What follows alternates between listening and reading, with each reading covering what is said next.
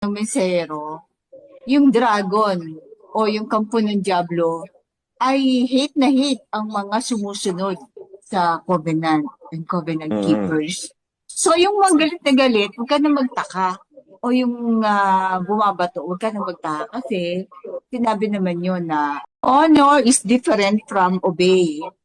Kasi sinabi sa ano kasi sumunod ka. Eh paano nga naman kung yung magulang mo, bibili ka ng ano, ng alak, bibili ka ng parang ang bigat sa yung ano, no? Alam mo, maglalasing yung magulang mo. Tapos, kaya kailangan ko Hindi. sumunod.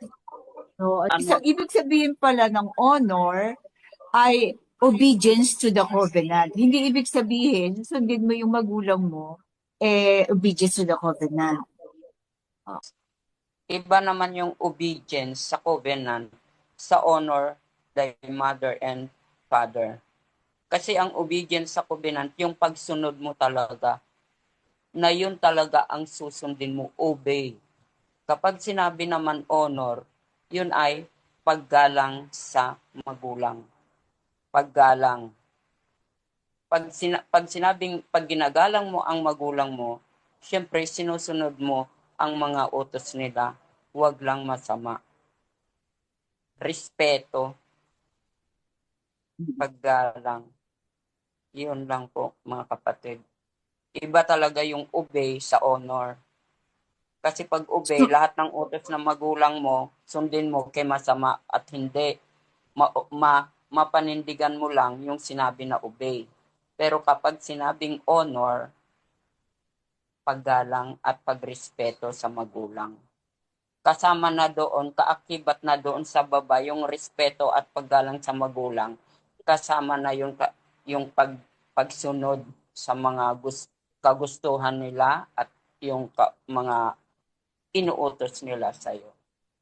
maano Yan din po. ang honor kasi medyo broad. Meron yung pagbibigay mo ng Oo. mga ng ano, ng mga flowers, 'di ba? O pag ano sa magulang, marami yung ano, yung honor, yung pagsunod mo, ba, kung ano kagustuhan nila kahit Oo. hindi mo gusto. Kaya nga, So, mas marami. pero ang ano, may sinabi ang mensahero dito na para ma-define mo yung ano, yung honor, i-define mo yung ano, yung opposite, yung dishonoring. Ano daw yung ano, tatlong dishonor? Paano masasabing dishonor yung magulang? Una, yung sinasaktan mo physically, at saka emotionally, yan sinasaktan mo, at saka ah minumura. Minumura, syempre, emotional ano, minumura, at saka pinapahiya mo siya. Yun ang tatlong dishonor. Yung ipinapahiya mo siya. Halimbawa, nagnakaw ka o nag-ano, kasi nakakahiya yun para sa magulang.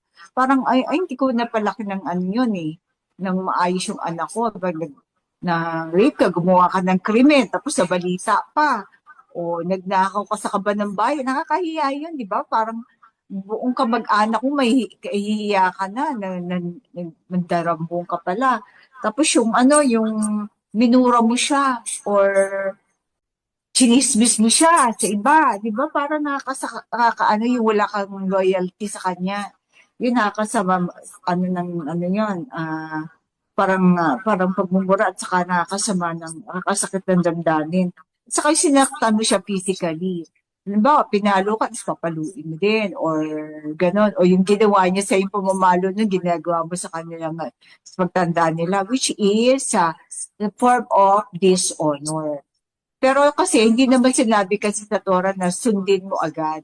Ibig sabihin, pag ipagsumunod ka, yung no-honor pa rin siya kasi may mga utos ang magulang na dishonoring naman sa alahayam. Kaya nga ang sinasabi ang honoring of ang honoring your parents ay obedience to the covenant.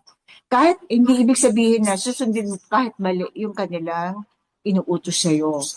Ang unang-una talaga ay obedience to the covenant, ang honoring your parents. At